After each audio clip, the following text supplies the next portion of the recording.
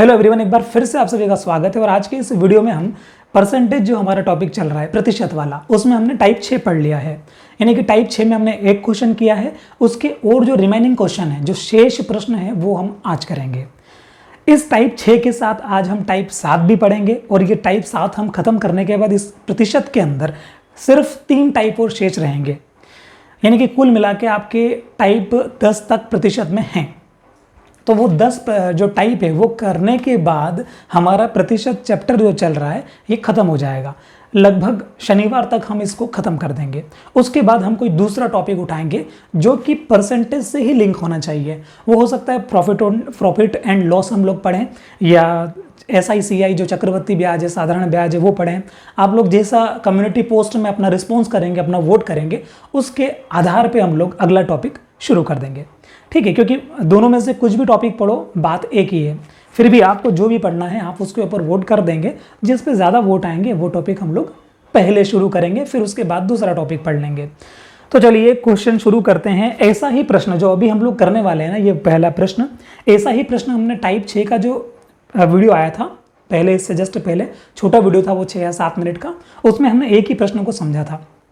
उसी वैरायटी के 2 प्रश्न और आज देखेंगे। उसके अलावा जनसंख्या में और कौन से प्रश्न बन सकते हैं उनको भी देखेंगे। फिर हम आज अगला टाइप 7 भी पढ़ेंगे। तो पहला प्रश्न आपको आपकी इस वीडियो में दिख रहा होगा आपकी स्क्रीन पर कि एक शहर की जनसंख्या जो है वो 8000 है। यदि पुरुषों की संख्या में 6% की वृद्धि होती है, महिलाओं की संख्या में 10% की वृद्धि होती है, तो जनसंख्या 8600 हो जाती है। तो शहर में महिलाओं की संख्या कितनी है ये हमसे पूछा है। हमको इस सवाल में शहर की जनसंख्या दी है, कितनी दी है? शुरुआत में 8000 दी है। देखो ऐसे प्रश्नों को बनाने की अप्रोच क्या होनी चाहिए वो देख लीजिए। 8000 हमको शुरुआत में दी है शहर की जनसंख्या, ठीक है। और ऐसा बोला है कि इसमें कुछ, इस 8000 में कुछ पुरुष हैं और कुछ महिला हैं। तो कुछ संख्या पुरुषों की बढ़ी और कुछ संख्या महिलाओं की बढ़ी। हमको ये नहीं मालूम है कि कितने पुरुष हैं और कितनी महिलाएं हैं, या कितने महिलाएं बढ़ी हैं, कितनी जो है पुरुष बढ़ी है, वो हमसे पूछा है। तो ये जरूर पता है कि कुल जो पुरुष और महिलाएं बढ़ी है ना, उनके बढ़ने के बाद ये 8000 जो जनसंख्या है ये 8600 हो गई है, ठीक है। यदि मैं आपसे पूछूं कि बताइए 8000 जनसंख्या पहले थी और अब 8600 हो गई है, तो कितने टोटल जनसंख्या बढ़ गई है? तो आप कहेंगे टोटल तो 600 बढ़ गई है। टोटल कितनी बढ़ गई है? 600 बढ़ी है, क्योंकि 8600 अब हो गई है तो 600 बढ़ी है, ठीक। अब देखिए इस 8000 में हमको ये तो नहीं मालूम है कि इसमें कितने पुरुष हैं, पुरुष के लिए P लिख रहा हूँ, और ये भी नहीं मालूम है कि कितनी महिलाएं हैं। लेकिन हमको ये ज़रूर पता है कि कितने प्रतिशत पुरुष बढ़े हैं और कितने प्रतिशत महिलाएं बढ़ी है। परसेंटेज हमको दिया है। जो पुरुषों का प्रतिशत दिया है वो दिया है कितना? 6%, कि पुरुष बढ़े हैं 6%, महिलाएं बढ़ी हैं, आपका महिलाओं की संख्या में बढ़ी है 10%। तो महिलाएं बढ़ी हैं 10%। और फिर बाद में ये बोला है कि बताओ इस शहर में कुल कितनी महिलाएं हैं, ठीक है। देखिए कैसे बनाना है। ऐसे सवालों को बनाने के लिए आपका ध्यान सवाल पढ़ते वक्त उस लाइन पे होना चाहिए कि उन्होंने किसकी संख्या पूछी है। अगर उन्होंने महिलाओं की संख्या पूछी है तो महिलाओं का परसेंटेज बदलना है। अगर उन्होंने पुरुषों की संख्या पूछी है तो पुरुषों का प्रतिशत बदलना है। ये क्या बदलना है वो समझते हैं। देखो महिलाओं की संख्या पूछी है, इसका मतलब महिलाओं का प्रतिशत हमको बदलना है। तो क्या नहीं बदलना है? पुरुष नहीं बदलना है। तो पुरुष मान लो 6% ही थे और हमने 6% ही रखे। इस महिलाओं को हमने 6% कर दिया। महिलाओं को हमने क्या कर दिया? 6% कर दिया। जानबूझ के कर दिया हमने ये। हमको पता है कि महिलाएं 10% बढ़ानी है, लेकिन हम जानबूझ के उसको 6% ही बढ़ा रहे हैं अपने क्वेश्चन को इजी बनाने के लिए, ताकि हम लोग सॉल्यूशन जो है वो इजी तरीके से कर पाएं। अब ये कैसे होगा? देखो मैं आपसे कहूँ कि 6% पुरुष बढ़े और 6% ही महिलाएं बढ़ी, तो कुल कितने प्रतिशत जनसंख्या में वृद्धि होगी? तो 6% ही होगी, ठीक है। इसका मतलब 8000 का 6% ही बढ़ेगा। 8000 का 6% ही बढ़ेगा। तो हमने 8000 का 6% निकाल लिया। 8000 का 6% कैसे निकालेंगे? 8000 इंटू 6/100। 0 से 2 0 कट जाएगी। 8 छंग 48 होता है, तो ये हो जाएगा 480। अब आप बात समझना कि हम यदि 6% पुरुष बढ़ाएंगे, 6% ही महिलाएं बढ़ाएंगे, उस वाले केस में 480 जनसंख्या बढ़ेगी। लेकिन जनसंख्या वास्तव में कितनी बढ़ी है? तो वास्तव में तो जनसंख्या 600 बढ़ी है। हमारी कितनी बढ़ी है? 480 ही बढ़ी है। आप देखेंगे कि हमारी जनसंख्या कितनी कम बढ़ रही है, तो आप कहेंगे बढ़ना तो 600 थी लेकिन बड़ी 480 ही है। इसका मतलब इन दोनों के बीच में 120 का डिफरेंस है। हमारी जनसंख्या 120 कम बढ़ रही है और हम उसको जानबूझ के ही कम बढ़ा रहे हैं। क्यों? क्योंकि महिलाओं की जो जनसंख्या जो बढ़नी थी, जो पूरे क्वेश्चन में बोला है कि महिलाओं को 10% बढ़ाना है, उसको हमने 10% नहीं बढ़ाया, उसको हमने 6% ही बढ़ाया। हमने उसको 6% ही बढ़ाया, तो बताओ इस परसेंट में कितना डिफरेंस है? तो 4% का डिफरेंस है। इसका मतलब ये 4% का जो डिफरेंस है ना, यही तो 120 जो ये डिफरेंस है महिलाओं की संख्या में वो क्रिएट कर रहा है। इसका मतलब 4% जो महिलाएं हैं वो 120 के बराबर होती है। तो 4% महिलाएं 120 के बराबर होती है, तो 1% जो महिला है वो 30 के बराबर होगी। मतलब कि 1% महिलाएं बराबर 30 महिलाएं, एक ही बात है। अगर मैं कहूं कि 1% महिला बराबर 30 है, तो महिलाओं की संख्या उन्होंने पूछी है, कुल महिलाएं परसेंटेज में कुल कितनी हो सकती है? 100% हो सकती है। इसका मतलब हम यदि 100% निकाल लें तो महिलाएं निकल जाएगी। तो महिलाएं कितनी निकलेगी? 3000 निकलेगी। और यही इस सवाल का उत्तर है। आपको पूरी बात समझ में आई होगी। 100% ही पुरुष हो सकते हैं, 100% ही महिलाएं हो सकती है। हमने महिलाओं वाला ही परसेंटेज छेड़ा है, इसलिए ये जो परसेंट निकल के आ रहा है 4%, ये महिलाओं का ही आएगा। अगर हम यहाँ पुरुषों का कुछ करते तो वो पुरुषों का परसेंट निकलता। बात क्लियर है? अगला वाला सवाल हम पुरुषों वाला करेंगे। तो इस सवाल का उत्तर 3000 है। अगला सवाल देखिए कि एक शहर की जनसंख्या 15000 है। इसमें पुरुषों की संख्या में 8% की वृद्धि होती है और महिलाओं की संख्या में 10% की वृद्धि होती है। यदि कुल जनसंख्या 16300 हो जाती है तो पुरुषों की संख्या कितनी है? हमको डेटा से मतलब है इस सवाल में। ठीक है, हमने प्रोसेस समझ ही ली है। डेटा हमको यह दिया है कि शहर की पहले जनसंख्या 15000 थी, बाद में जनसंख्या 16300 हो गई। पहले 15000 थी, बाद में 16300 हो गई। मैं आपसे कहूं कि कितनी जनसंख्या बढ़ी, तो आप कहेंगे 1300 बढ़ी। देखो 15000 में 1300 लोग और बड़े होंगे तभी तो 16300 हुए होंगे। तो इनका डिफरेंस कितना आया? तो हम देखेंगे कि 1300 लोग कुल बड़े हैं, तब जाके 16300 जनसंख्या हो गई होगी। अब हमको देखना है कि ये जो 15000 हमको जनसंख्या दी थी ना, इसमें कितने पुरुष बढ़े और कितनी महिलाएं बढ़ी, तो वो हमको प्रश्न में दिया है कि जो महिलाओं की जो संख्या है वो 10% बढ़ी है और जो पुरुषों की संख्या है वो 8% बढ़ी है। ठीक है, ये इस प्रकार से उन्होंने बढ़ने का अपने को बताया है। अब ये तो डेटा हमने प्रश्न से उतार लिया। हमारा ध्यान कहाँ जाना चाहिए सवाल में? हमारा ध्यान सवाल में जाना चाहिए कि उन्होंने किसकी जनसंख्या पूछी है। जिसकी जनसंख्या उन्होंने पूछी है या जिसकी संख्या उन्होंने पूछी है उसी को हमको बदल देना है, परसेंटेज को। तो इस बार इस क्वेश्चन में उन्होंने पूछा है कि पुरुषों की संख्या कितनी है, तो पुरुषों का परसेंट बदलना है। पुरुषों का परसेंट कैसे बदलेंगे कि महिला का परसेंट वैसा ही रखेंगे, क्योंकि महिलाओं का नहीं पूछ रहे हैं, वो पुरुष का पूछ रहे हैं। तो पुरुषों को क्या कर देंगे? जो 10 है ना महिला, उसी के बराबर कर देंगे। माना कि 10% बढ़ा दिया, हमने जानबूझ के बढ़ा दिया है। ये बढ़ाना 8% था लेकिन हमने 10% बढ़ा दिया। ऐसा हमने इसलिए किया है क्योंकि यदि पुरुषों की संख्या को 10% बढ़ाएंगे, महिलाओं की संख्या को 10% बढ़ाएंगे, तो कुल जनसंख्या भी 10% बढ़ेगी।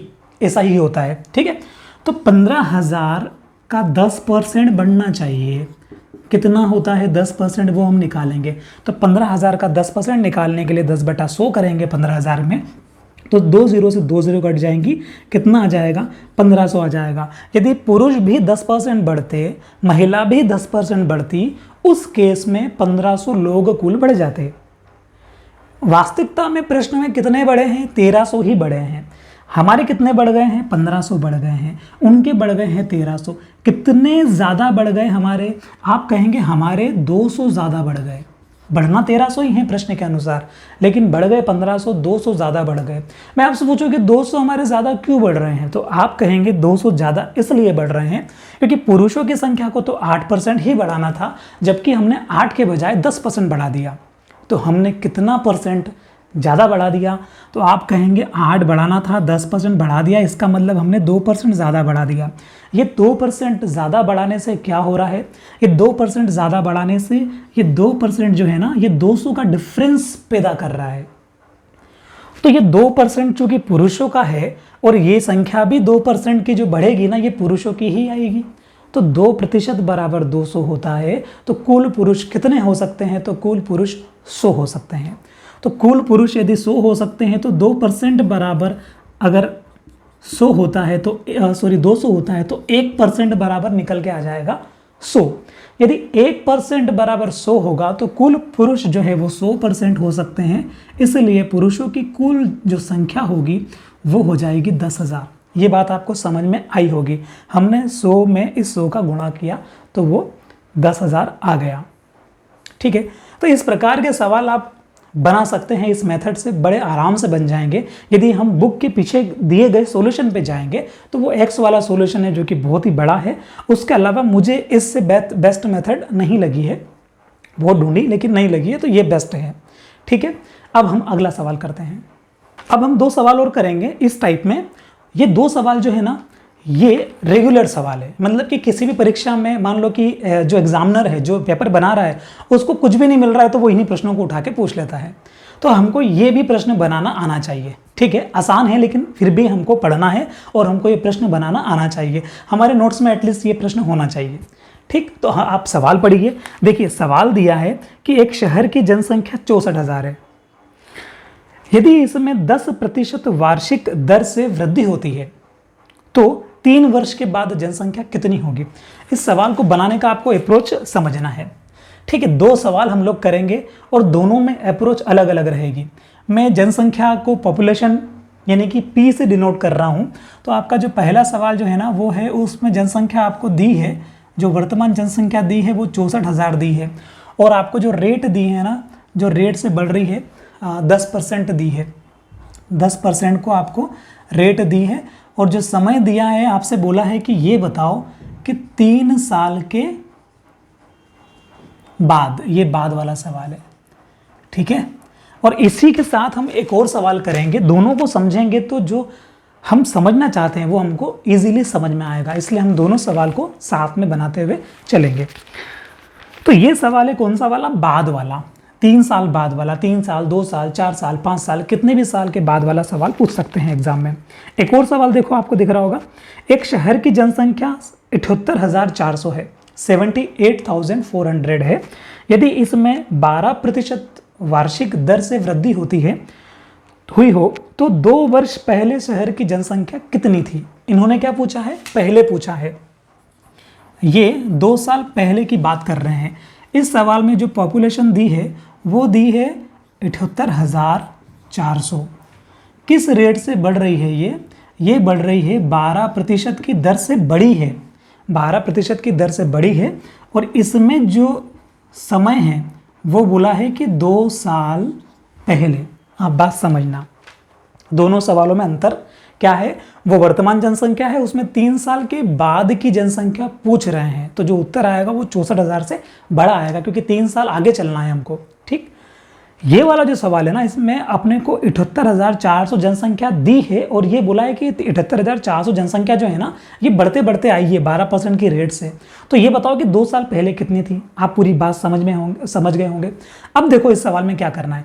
इस सवाल को बनाने की सबसे बेस्ट मेथड है कि जो आपको रेट दी है ना, जो आपको दर दी है, इस सवाल में कितनी दी है? 10% दी है। तो आप क्या कर लीजिए कि 10% को फ्रैक्शन में बदल दीजिए, भिन्न में बदल दो। तो 10% को भिन्न में बदलने के लिए मैं क्या लिखूंगा?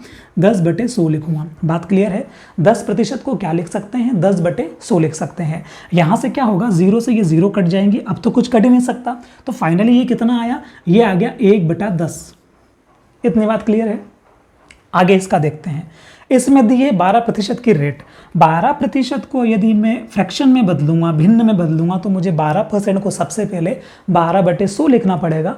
अब इसको मुझे जब तक ये कट सकता है तब तक इसको काटना होगा। तो मैं इसको 4 से काट देता हूँ। 4 दिया हो जाएगा 12 और 4 दूना 8 और 4 पंजे 20, यानी कि 25 चौक 100 होता है। तो नीचे वाली जो 100 है उसमें 4 का भाग लगूंगा, 25 बार जाएगा। कुल मिला के उसकी जो फ्रैक्शन है वो बन जाएगी 3/25। इससे आगे ये नहीं कट सकता। इससे आगे काटेंगे तो जो उत्तर आएगा वो पॉइंट में चला जाएगा। ठीक है, तो हमको तो फ्रैक्शन में बदलना था। तो जो इसकी फ्रैक्शन हो जाएगी वो कितनी हो जाएगी? 3/25। अब आप इस सवाल का बेस समझो। अगर आपको ये पता रहे कि 12% की जो फ्रैक्शन वैल्यू है वो 3/25 होती है, अगर आपको ये पता रहे कि 10% की जो फ्रैक्शन वैल्यू है वो 1/10 होती है, तो ये सवाल आपके लिए बहुत ही आसान है। इसके साथ में आगे हम जब CI/SI पढ़ेंगे वो भी आपको बहुत ईजी लगेगा। ठीक है, अब इस चीज़ को इसमें अप्लाई कैसे करना है वो देख लीजिए। जो नीचे लिखे हैं ना, ये जनसंख्या मान लीजिए अभी की है। ठीक है, इस वाले सवाल की बात करते हैं पहले कि 10 जनसंख्या थी, मतलब कि है, और अब कितनी बढ़ गई है? 1 बढ़ गई है। ऊपर कितना लिखा है? 1 लिखा है, मतलब कि 1 बढ़ गई है। ठीक है, ये पहले साल की बात है। तो 1 बढ़ी है मतलब कितनी हो गई होगी? तो 11/10 हो गई होगी। बात क्लियर हो रही है? 10 जनसंख्या पहले थी और 1 ऊपर लिखा है, मतलब कि 1 बढ़ गई है, तो 10 में 1 जोड़ा तो कितना हो गया? 11/10। तो इससे हमको समझ में आया कि 11/10 ये दिया है। अब आपको वो 4 साल का पूछे, 3 साल का पूछे, 2 साल का पूछे, जितने भी साल का पूछ रहा है ना, आप वर्तमान जनसंख्या में उस चीज़ का मल्टी कर देंगे, जितने साल पूछे उतनी बार, तो आपका उत्तर आ जाएगा। जैसे 64,000 आपको वर्तमान जनसंख्या दी थी, इसमें आप 11/10 का गुणा कितनी बार करेंगे? 3 बार करेंगे। 3 बार क्यों करेंगे? क्योंकि 3 बार 3 साल से लगातार जनसंख्या बढ़ रही है इस रेट से। अगर एक बार 1 साल बढ़ती तो सिर्फ 11/10 ही रहता। अगर 2 बार बढ़ेगी तो फिर से 11/10 कर दो। अगर 3 बार बढ़ेगी तो फिर से 11/10 कर दो। बात समझ रहे हैं? अगर 4 साल की बोलते तो फिर से 11/10 इंटू में कर देते, तो हमारा जो उत्तर आएगा ना वो सिर्फ एक लाइन में आ जाएगा। इसके बाद ज़्यादा कुछ इसमें बचता नहीं है। अगर ऑप्शन दिए हो तो जो यूनिट डिजिट जो होती है, जो इकाई का अंक होता है, उसी से आप उत्तर निकाल सकते हो, अगर एक जैसे ऑप्शन नहीं दिए गए हो तो। मेन जो उद्देश्य था इस बात को समझाने का वो ये था कि आपको अगर रेट देख के अगर आपके माइंड में 11/10 आ जाता है तो फिर क्या दिक्कत है ये बताओ। 10% की फ्रैक्शन वैल्यू होती है 1/10। हमने देखा कि ऊपर 1 है, नीचे 10 है। इसका मतलब 10 पे 1 बढ़ रही है 1 साल में। 10 पे यदि 1 बढ़ेगी तो कितनी हो जाएगी? 11 हो जाएगी। 11/10 हमको बस यही तो चाहिए था। अब ये देखना था कि 11/10 का गुणा मैं कितनी बार करूँ, तो 3 बार करना है क्योंकि 3 साल दिया है। इस सवाल को सॉल्व कर लेते हैं। तीनों जीरो इन तीनों जीरो से कट जाएगी। अब यहाँ पे सिर्फ टेबल बोलने का काम है, वो भी आप चाहो तो नहीं भी बोलो तो भी चलेगा। जैसे फॉर एग्जांपल इसके पीछे 4 है, इन सभी के पीछे 1 है, तो 4 एकम 4, 4 एकम 4, 4 एकम 4, यानी कि उत्तर का जो इकाई का अंक होगा, यूनिट डिजिट जो होगी वो 4 होगी। ऐसा हमारा उत्तर आएगा। अगर ऑप्शन में आपको सिर्फ एक ही ऐसा ऑप्शन दिख रहा है जिसके पीछे 4 है तो वो आपका उत्तर है। अगर ऑप्शन में नन ऑफ दिस भी नहीं दिया है और चारों ऑप्शन आपको वैल्यू वाले दिए हैं और सिर्फ एक ही ऑप्शन ऐसा है जिसके पीछे इकाई का अंक 4 आ रहा है, तो वही उत्तर है। तो फिर आगे सॉल्व नहीं करना है, मतलब कि मल्टी करने नहीं बैठना है। और मल्टी करना भी आसान कैसे हो सकता है कि देखो 11 चौक कितना होता है, तो 11 चौक होता है 44 की 4 हासिल कितना 4, 11 छंग 66 और 4 कितना हो जाएगा 70। 64 और 11 का मैंने गुणा किया तो 704 आया। अब इस 11 इनका दोनों का गुणा हो गया, अब इस 11 का इसमें गुणा कर लो। 11 चौक कितना होगा 44 की 4 हासिल 4। 11 का 0 में करेंगे तो 0 और हासिल का 4 नीचे उतरेगा तो 4, 11 7 77। ठीक है, ये मल्टी आपको आपके अकॉर्डिंग करना है। इन सभी का गुणा हमने कर लिया है तो 77 44 आ गया है। अब खाली ये 11 बचा है, इसका भी गुणा कर लो। 11 चौक 44 की 4 हासिल 4, 11 चौक 44 की 4 हासिल 44 और 4 48, 48 की 8 हासिल 4, 11 7 77, 77 और 4 81, 81 की 1 हासिल 8, 11 7 77, 77 और 8 जो है वो आपका हो जाएगा 85। 85,184 ये इस सवाल का उत्तर होगा। बात क्लियर है? करना कुछ भी नहीं था, सिर्फ कैलकुलेशन स्पीड थी। तो मैं आपसे ये बोल रहा था कि इतना मल्टी नहीं करना है। 1 का गुणा 1 में कर लो, फिर 1 का गुणा 1 में जो इकाई का अंक देखो 1 इंटू 1 1, 1 एकम 1 1 और 1 चौक 4, तो 4 आया। यही आपका उत्तर है अगर एक ही ऐसा ऑप्शन आपको दिख रहा है तो। ठीक, आगे बढ़ते हैं। इस सवाल में देखते हैं। अब इस सवाल में हमने 11/10 सीक्वेंस रखा, मतलब कि बड़ी संख्या को ऊपर रखा, 11 को ऊपर रखा और छोटी संख्या को नीचे रखा। इस वाले सवाल में जस्ट अपोजिट कर देना है, उल्टा कर देना है। क्यों? क्योंकि हम पहले जा रहे हैं, हम इस बार बाद नहीं जा रहे। अगर वो बाद की पूछेंगे तो बड़ी संख्या ऊपर, अगर वो पहले की पूछेंगे कि 3 साल पहले बताओ तो बड़ी संख्या नीचे। जैसे हमको पता है कि 12% की फ्रैक्शन वैल्यू होती है 3/25, यानी कि 25 रही होगी पहले, उस पर 3 बड़ी होगी, तो कितनी हुई होगी 28 25 हुआ होगा। इसकी फ्रैक्शन क्या बनेगी इस वाले केस में लगाने के लिए। वैसे तो इसकी 12% की फ्रैक्शन 3/25 होती है, 25 पे 3 बढ़ेगी मतलब कि 28/25 ये रहा होगा। लेकिन अगर मैं इस 78,400 में कितने बार गुणा करना पड़ेगा, 2 बार। 28/25 इंटू 28/25 करूंगा तो उत्तर गलत आएगा, क्योंकि 2 साल बाद की नहीं पूछा है, 2 साल पहले की पूछ रहे हैं, 2 साल पहले की पूछ रहे हैं। 2 साल पहले की पूछेंगे तो क्या करना है, बड़ी संख्या को नीचे लिखना है। इसका मतलब ये जो आएगा 25/28 ऐसा हमको करना है, वहां से निकल के ही आ रहा है वो, ठीक है। और कितनी बार करना है गुणा, 2 साल का पूछा है तो 2 बार इसी सेम चीज का गुणा कर दीजिए। इसको सॉल्व करेंगे उत्तर आ जाएगा। देखो 28 इंटू 28 जो होता है ना, ये 784 होता है। 28 का स्क्वायर कितना होता है, 784 होता है। अगर नहीं तो ऐसे भी समझ सकते हैं कि 28 की जब आप टेबल बोलेंगे, आप चाहो तो 7 से काट लो, आप चाहो तो 14 से काट लो। 28 से अगर इसको काटेंगे तो ये 28 बार जाएगा, ठीक है। और फिर इस 28 से ये 28 पूरा कट जाएगा, तो यहाँ सिर्फ बचेगा 100। और 25 इंटू 25 कितना होता है, तो 25 का स्क्वायर होता है 625। 625 इंटू 100 ये हो जाएगा आपका 625 इंटू 100, मतलब कि उत्तर आएगा 62,500। तो शहर की जो जनसंख्या है वो पहले, यानी कि कितने साल पहले, 2 साल पहले ये रही होगी। और अगर वो इस रेट से बड़ी है तो वो कितनी हो गई है, 78,400 हो गई है। जो मेन जो फोकस था ये इंपॉर्टेंट नहीं है, ये समझना इंपॉर्टेंट है, ठीक है, कि ऊपर किसको नीचे रखना, नीचे किसको रखना। मैं आपको ऐसे ही एक डिजिट देता हूं कि मान लो शहर की जनसंख्या 5% बढ़ी, कितने परसेंट बढ़ी, 5% बढ़ी। 5% अगर बढ़ती तो हमारे माइंड में क्या आना चाहिए क्वेश्चन पढ़ के, कि 5% की फ्रैक्शन वैल्यू क्या होती है, कैसे निकालते हैं फ्रैक्शन वैल्यू। 5% को मैं क्या लिख सकता हूँ, 5/100 लिख सकता हूँ। अगर मैं इसको ऐसा लिखूंगा तो 5 एकम 5 और ये कितनी बार आ जाएगा नीचे 20, 5 दूना 10, यानी कि 1/20 इसकी फ्रैक्शन वैल्यू बन गई। 1/20 बन गई। यहाँ से मैं इस सवाल में लगाने के लिए क्या करना है, 20 पे 1 बढ़ रही है, मतलब कि क्या निकल के आया, 21/20 निकल के आया। तो इसी को मुझे हर सवाल में अप्लाई करना है कि 21/20 को मुझे जमाना कैसे है, 20 को ऊपर रखना है कि नीचे रखना है, ये बात की बात है। बात क्लियर है। अब हम अगले सवाल पे आते हैं हमारे।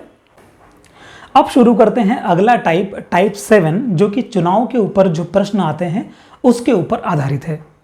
पहला प्रश्न आपको दिख रहा है, इसके अंदर 4 प्रश्न पूछे गए हैं, एक इबारत दी है ऊपर और उसी से 4 प्रश्न बनाए जा सकते हैं।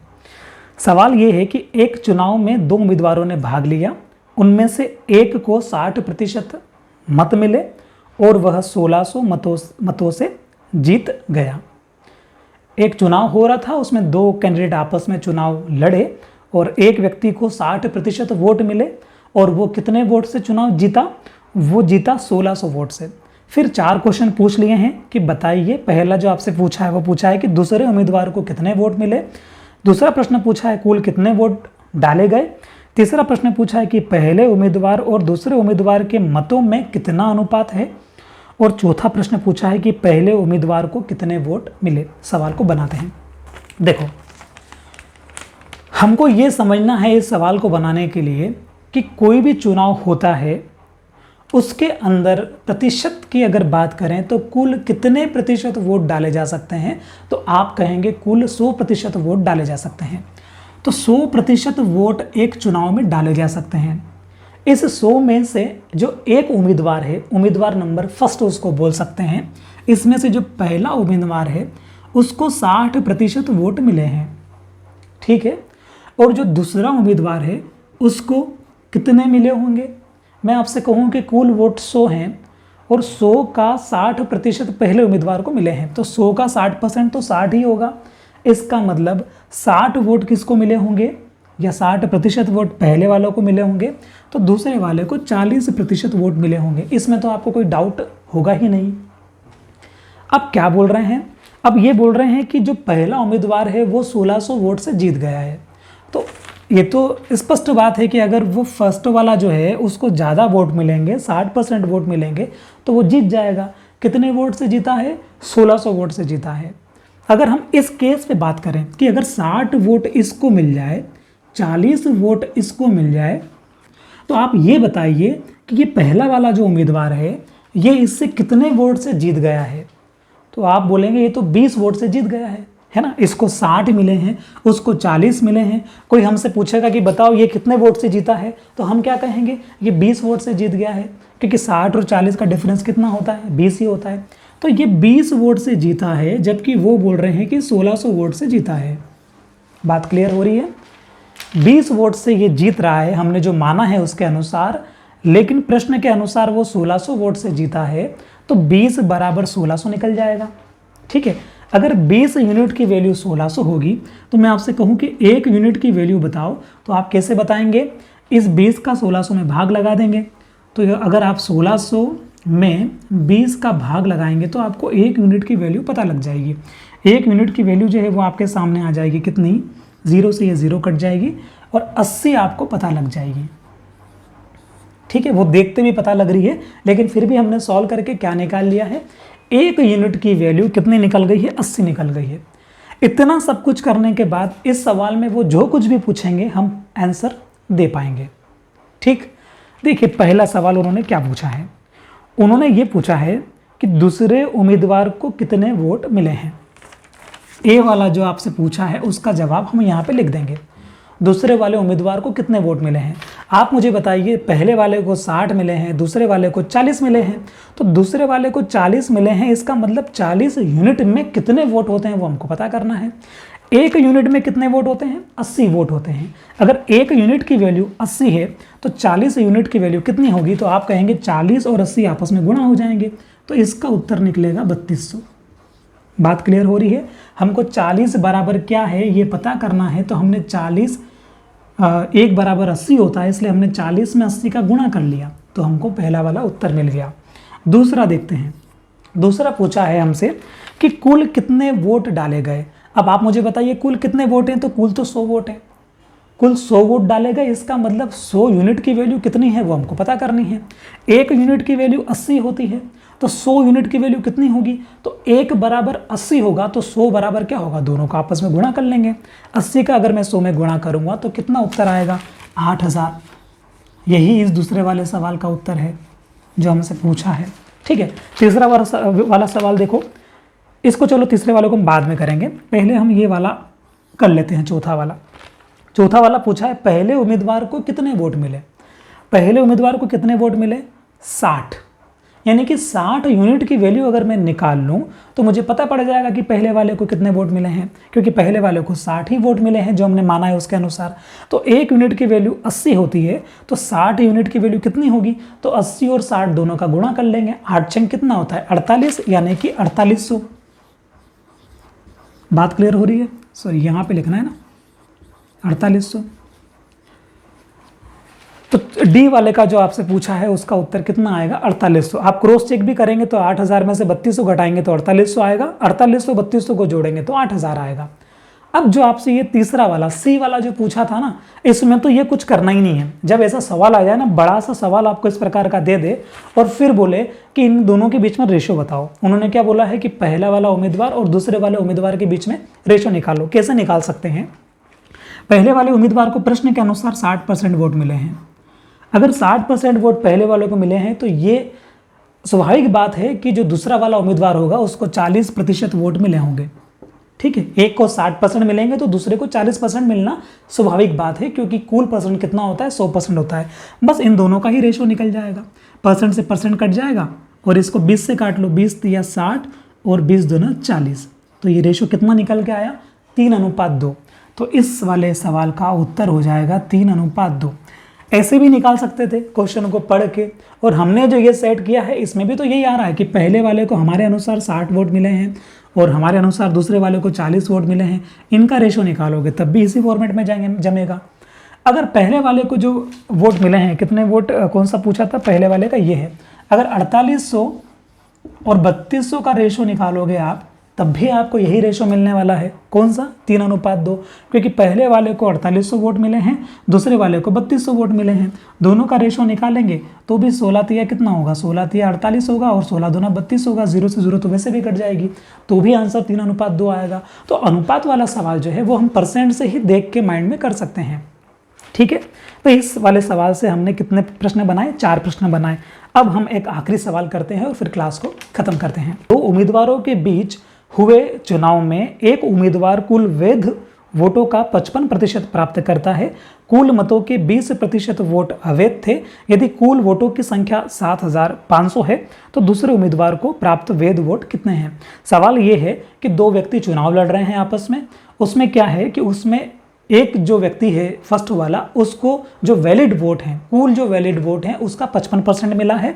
उसके अलावा इस चुनाव में कुल जितने भी वोट डले हैं उनका 20% वोट जो है वो इनवैलिड हो गए हैं, अवैध हो गए हैं, वो किसी काम के नहीं है, उनको काउंट नहीं किया जाएगा। ठीक, अब आगे देखते हैं। और कुल वोटों की संख्या हमको कितनी दी है, 7500 दी है। तो देखो इस सवाल को शुरू कैसे किया जा सकता है। कुल वोट कितने हैं, 7500, कुल वोट 7500 हैं। हार जीत जो है यानी कि जो जिसको मिला होगा वोट, वो कौन से काउंट होंगे, तो आप कहेंगे वो तो काउंट होंगे जो वैलिड वोट होंगे, उसी के ऊपर तो हार जीत आधारित रहेगी। तो ये बताओ कि उन्होंने जब प्रश्न में ये बोला कि कुल वोट 7500 हैं और 20% वोट अवैध हैं, इनवैलिड हैं, तो फिर वैलिड वोट कितने हैं जो वैध हैं वो, तो परसेंटेज के केस में तो आप कहेंगे 80%। अगर 20% अवैध हैं तो इसका मतलब 80% वोट वैध हैं। तो 7500 का जो 80% है वो वैध है, मतलब कि वैलिड वोट है, अच्छे वोट है। ठीक है, उनमें कोई दिक्कत नहीं है। तो हमने 7500 का 80% ऐसे कर लिया, इसको भी काटना नहीं है, इसको लिख लिया। मतलब कि ये वो वोट हैं जो कि क्या है, वैध हैं, इसके ऊपर हार जीत होगी। अब बोला है कि जो भी कुल वैध वोट हैं, मतलब कि ये, इसका 55% वोट एक उम्मीदवार को मिला है। और फिर ये बोला है कि दूसरे उम्मीदवार को कितना वोट मिला है। तो आप मुझे बताइए कि अगर एक उम्मीदवार को इन वोटों का 55% मिला है तो शेष कितना परसेंट और बचा है, तो आप कहेंगे 45%। देखो 100% कुल वोट हैं, वैलिड वोट भी तो 100% ही होंगे, कोई भी चीज़ 100% ही रहेगी। इस 100% में से 55% यदि पहले वाले को मिलेंगे तो दूसरे वाले को 45% मिले होंगे, तभी जाके तो वो 100% होगा। तो 55% वोट पहले वालों को मिले हैं, इसका मतलब दूसरे वाले को कितने मिले होंगे वैलिड वोटों का, 45%। इसका यदि मैं 45% और निकाल लूँ, मतलब कि 45/100 कर लूँ, तो मेरा उत्तर आ जाएगा। बात क्लियर है। अब हम काट सकते हैं। ये 2 0 से मैंने ये 2 0 हटा दी। अब मैं इसको 20 से काट देता हूँ। 20 चौक 80, 20 चौक 80 और 20 पंजे 100। ठीक, अब क्या कर सकते हैं, इसको 5 से काट देते हैं। 5 निम कितना होगा, 5 निम 45 होगा। नीचे वाला सब कुछ कट चुका है, ऊपर बचा है 9 4 75। तो 9 चौक 36 करेंगे तो 36 × 75 करने में हमको थोड़ी दिक्कत जाएगी। तो हम क्या कर सकते हैं, इस 4 का गुणा 75 में कर सकते हैं। 75 का दुगना होता है 150, 150 का दुगना होता है 300। तो इसका उत्तर आएगा, इन दोनों का मल्टी आएगा 300। देखो चारों पंजे कितना, 20 की 0 हासिल 2, 7 चौक 28 और 2 30, और वो 9 भी तो है, तो इंटू 9 कर लेंगे, आंसर कितना आ जाएगा, 2700 आ जाएगा। ये कैलकुलेशन जो है ये आपके ऊपर डिपेंड करती है कि आप कितनी अच्छी प्रैक्टिस करते हैं कैलकुलेशन की। ठीक है, उसके ऊपर ये चीज़ें डिपेंड करती है, क्योंकि यहाँ से इतना सब कुछ सब कर लेते हैं, बस यहाँ से किसी को समय ज़्यादा लग जाता है, किसी को कम लग जाता है। ठीक, तो इसके ऊपर जितनी ज़्यादा प्रैक्टिस करेंगे उतना हमारा इजी होता जाएगा। ये हमारा टाइप 7 खत्म हो गया है, जनसंख्या वाला। इसमें 2-3 ये जो प्रश्न हमने आज पढ़े हैं, इसी के ऊपर प्रश्न आएंगे एग्जाम में भी। और अगर कुछ ऐसा प्रश्न आएगा जो आज तक किसी बुक में नहीं है, यार कहीं पढ़ाया नहीं गया है, तो भी यही कॉन्सेप्ट यूज़ होंगे उस सवाल को बनाने के लिए भी। जो अनदेखा सवाल आएगा ना, उसको बनाने के लिए भी ये कॉन्सेप्ट यूज़ होंगे। ठीक है, अब हम लोग अगले क्लास में, मैथ्स की जो क्लास रहेगी, जो भी जब कभी आएगी शनिवार से पहले या शनिवार को, तो उसमें हम लोग परसेंटेज पूरा खत्म कर देंगे और फिर नया टॉपिक शुरू करेंगे। ठीक है, मिलेंगे अगले क्लास में, जो कि रीजनिंग की क्लास आएगी, उसके बाद ग्रामीण अर्थव्यवस्था की क्लास आएगी। तो आप लोग जुड़े रहिए, मिलेंगे अगली वीडियो में। तब तक के लिए थैंक यू।